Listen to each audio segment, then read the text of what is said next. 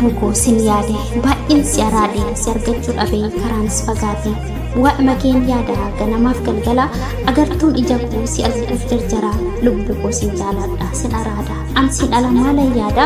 ani kan kee ati kan koo sin jaaladha waan ofii koo suman yaada qalbii cabee barrisuudhaaf humnan dhabee suman eega alalaalaa sin jaaladha hunda caalaa gororri kee akka dammaa dhandhamadhee argee gaaddisa gaafa aduu qabbaneessituu laphee sin kunuunsa of keessatti seentee dhiiga koo baay'een si jaaladhaan agartuu ija koo badhaasa koo yeroo hundaa kennaa kooti ati gammachiistuu lubbuu madda jaalalaati si argadhu malee irrimni nan qabu si barbaada oolus takka hin dadhabu siin ala jiruu koo anaaf kan qabu siifan aarsaa ta'a lubbuu koo kan falee eenyuyyuun barbaadu ani si malee sin jaaladha hundarraa si jira onnee koorra si katabeera of keessatti gammachuu jiruu kooti baay'een si jaaladha onnirraan si amana sirraa gargar hin ba'u ati naaf kafana eenyu sin gitu addunyaa kanarraa agartuun kusumaa hin fagaadhu sirraa jaalalaan wal boojinee onnee waliif laanne dura uumannu tolchee nuti waliif dhalanne sagalee keenya awaa dhandhamni kee dammadam yoon sirraa fagaadhu sin yaada amma sin suusaa akka bunaa si barbaachan joora dagaleen jiruu koo suma qofaan tola ati naaf riqicha jiruu kooti firkoo ati ana qabda ani suman qaba wabii jireenya koo keessi koo hin eeyyamu hin laalu kan biraa bakka jirtuun dhufa ani nafu sirraa. Obsee obsee koo dana barsiiftee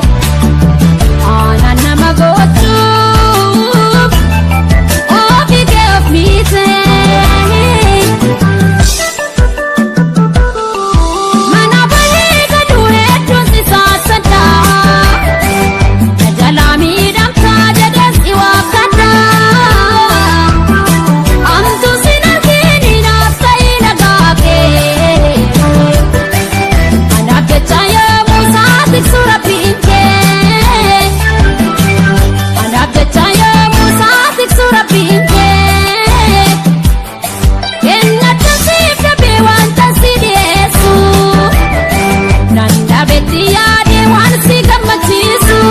Leemmoo koo yaa bishishii yaa ishee keessaaf diidaa qarmaa koo haadha qayyaa yaa ishee fakkaattii siidaa bururii koo tuntunoo yaa ishee fakkaattii caattoo yaa ishee naatoon gulummaa jaalala kootiif baattoo haadha sunqoo jaalalaa naatoo koo wirtuu bal'oo caayaa gumeef saddeetaa michuu koo arfan qal'oo kiilolee koo domboshee of miidhagsituu qayyaa